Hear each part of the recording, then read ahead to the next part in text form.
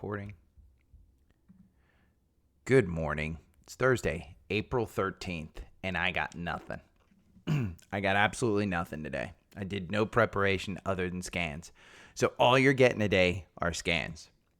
Scans and sponsorships.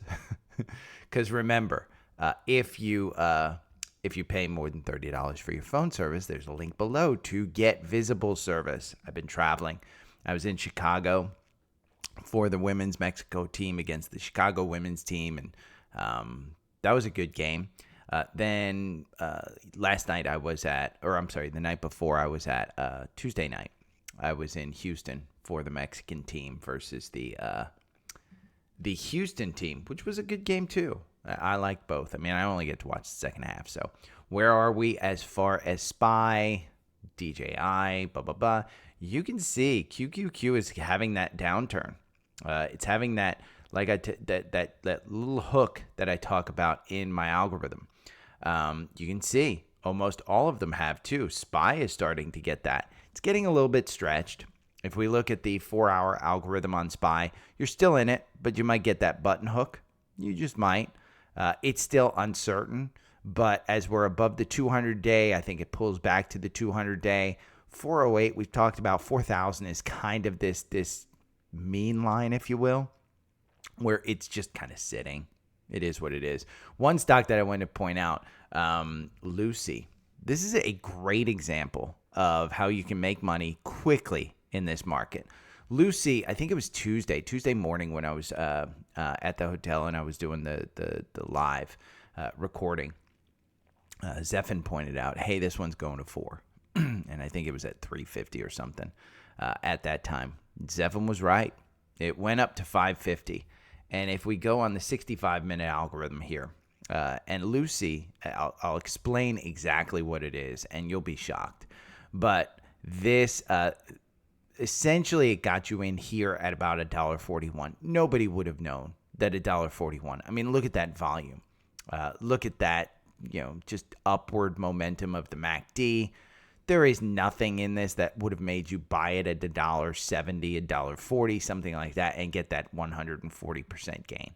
No way you would have done that. No way, no how, nothing. Essentially, when you look in FinViz, and this is what we were doing live, Lucy, essentially we went to the big movers. It was and I'll take you over there on this. Pre-market movers. I have this. It's investing.com, and you can look at investing.com. Oh, wow. I'm not going to look at it. But essentially, we saw Lucy up there. And then we went over and said, well, why is it doing that? Well, we saw Innovative Eyewear. Essentially, they did a PR newswire, how they are integrating ChatGPT into their eyewear.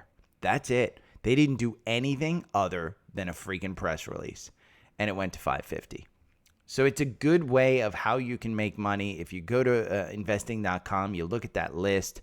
I got to sign in. I'm not going to do it live, but I got to sign in. Investing.com, great pre-market movers. You can see them. They move a lot. There's a lot of stocks that move. That's how you can make money on this stuff. But it's all 100% just hype. That's what it was. But I wanted to give Zephan a shout out because if he put money into that one because he thought it was going to 5 or something, I think that's a great play. Let's take a look at NXPI. Is an evercore top pick. That's what they're saying. Now I got to sign in. But evercore, NXPI, evercore called it a top pick. It is a semiconductor company. So my particular pick in semis is not NVIDIA. I like Qualcomm a little bit more. NVIDIA is just a little too expensive. But what I saw when they announced that this was an evercore top pick, I saw this kind of move downwards. I mean, look at that 4-hour info chart right there. You can look at on FinViz, all of the fundamentals. It's a little bit high, nothing crazy. I mean, look at that PE at 16. It's not crazy, nothing nuts. Because when we go to NVIDIA, which is the semiconductor king, look at the PE. It's 152. So 16 is not crazy. One that I like better, Qualcomm. QCOM. PE's 11. Dividend of 2. It's up 9% year to date. Hasn't performed as well as the others, but they've got self-driving cars. I think they've got the 5G chips. I think they're doing the best. So I think that one's. Brian wanted me to look at ERF. I have no freaking clue what ERF is, but I found out it's an energy company on the 4-hour. It looks like the 1411 on March 22nd was the buy-in. You're at 1537. So if you traded this one, great trade. Fantastic trade. Right now, the RSI is up at 60. The MACD is up above the oscillator line. Meanwhile, the 200-day has turned negative.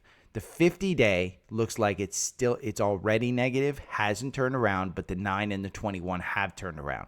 So if this one is one that's going to move, the 50-day is probably going to continue to move up to that 200-day, or the 200-day is going to continue to move down with the 50-day. Just not sure which. If we go over here to FinViz and we look at some of the fundamentals, it's got a PE of 4. It's an energy company, so of course it's got a PE of 4. 1.43% dividend. Year to date, it's down 12%. For 1 year, you're up 15%. The average price target is $18.48. The most recent downgrade from Scotiabank. Scotiabank seems to be the only one covering this one. But you can read some of the articles. They're an oil driller. There's no insider stuff. For me, energy space, I'd probably stick with the big guys just because I don't know the energy space. Where am I putting my money? Am I comfortable in ERF, or am I comfortable in XOM, or comfortable in Chevron? Am I comfortable in PXD? Talked about PXD. They're in talks with Exxon to actually sell their company to Exxon, and Exxon's got a ton of cash. The average target price is $256. You're trading at $225. Is it crazy to think that you can get back up there? Nah, you were just up there in November.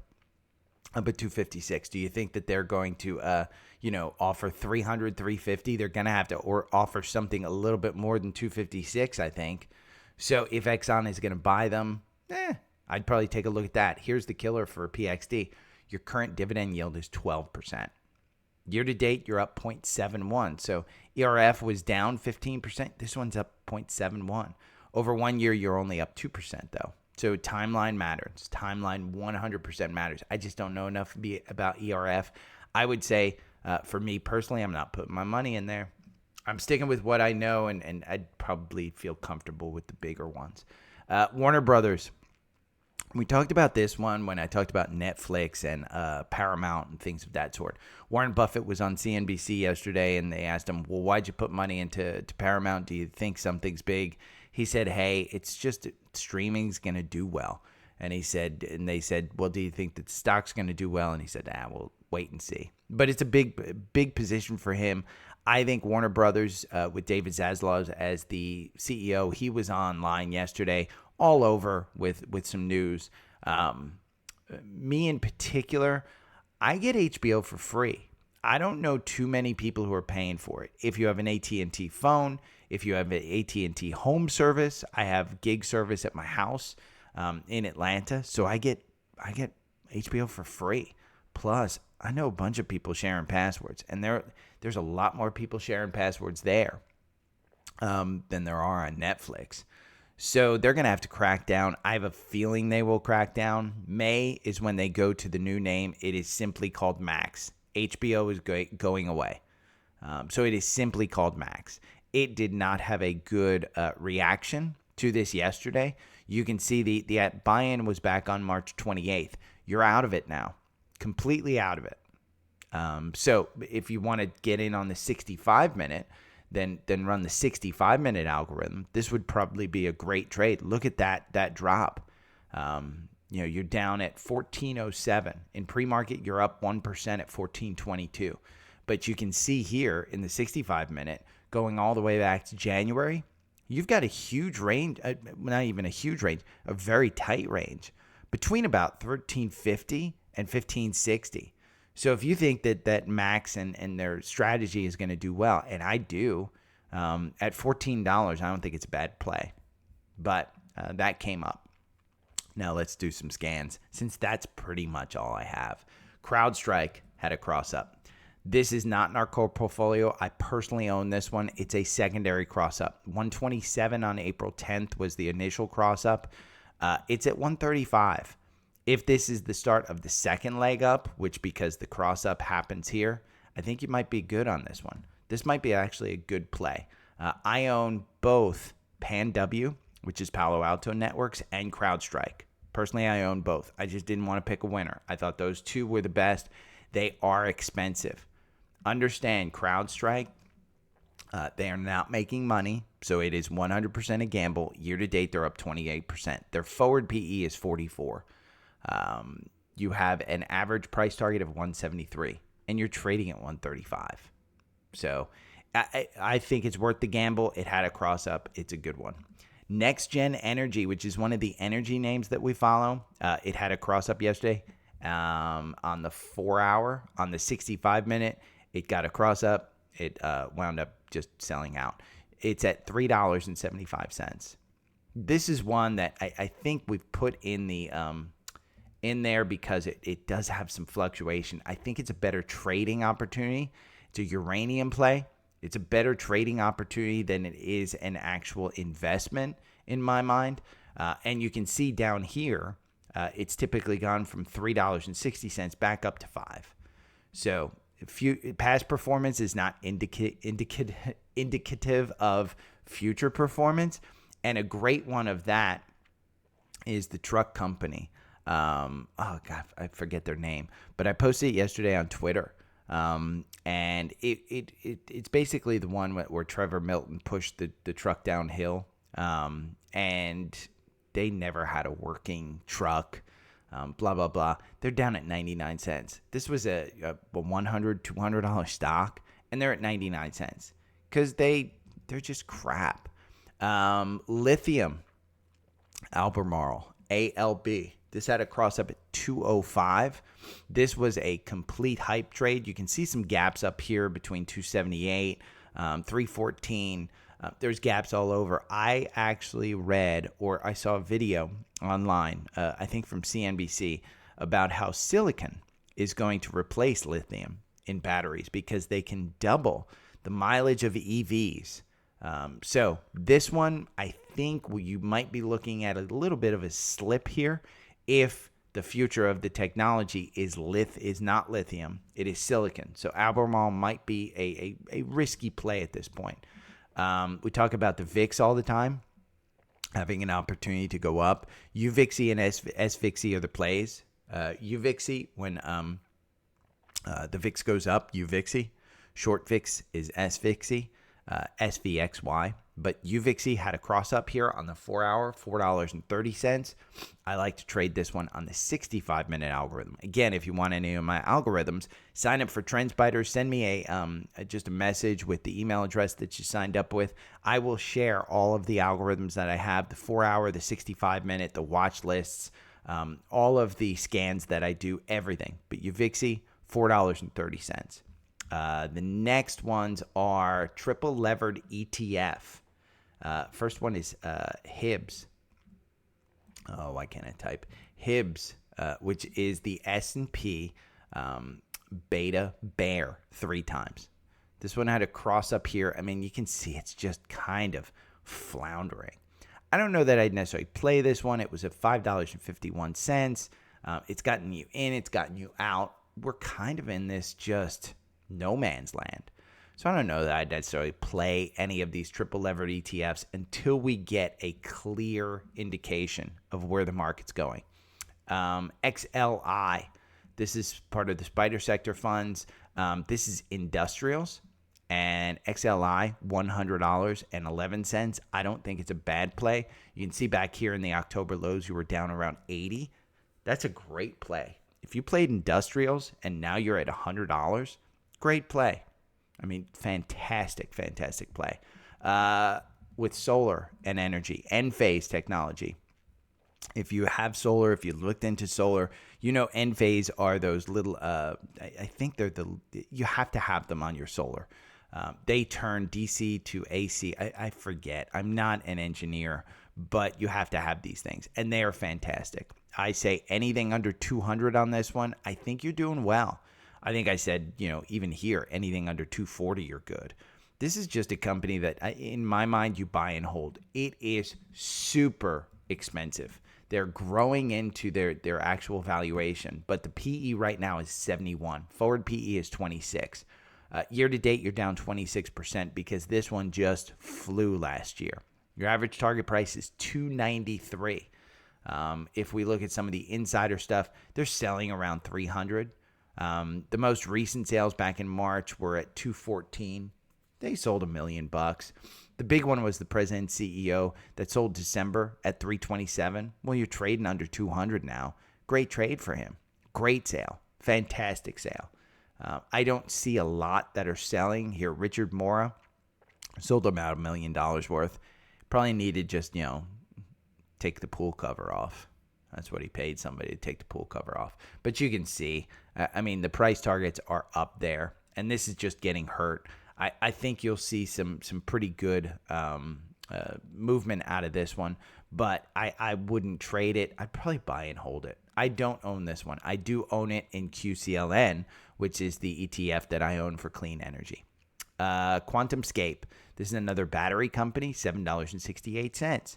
You can see that downward wedge, but it's putting in that bottom down there at $6.98. If you wanted to buy this at $7.58, I would probably have some fairly good stop losses, because if it breaks this, you're looking at probably the January lows at about $5. So if you're going to trade that one, but again, the 4-hour has a $7.68 buy-in. Next one is a payroll company, and I like ADP. I get my pay stubs from ADP for the company that I work for with MLS. 216.81. Again, if you get your payroll through ADP, I think it's a good one. You got this gap up here at 233. You do have this descending wedge, but it's put in that bottom right there. I don't know that you're continuing down, but I like that gap fill up there, because I think the 200-day, the 200-day and the 50-day are still moving down. I think if you see the 9 and the 21 start to move upward quickly, I think, taking that 220. Again, if you want ADP, it's a pretty good stock. When you look at it, it's fairly expensive for what it does. Its PE is 28. It's got a 2.3% dividend. It's down 10% year to date, 10% over 1 year. The average price target is 243. So 215 is where the stock is at. But again, we're in this, as far as like payroll and things of that sort, is the economy turning around? Are we getting negative? Are we going to have a bad jobs number? Blah, blah, blah. I haven't paid a lot of attention, but ADP would be right in there.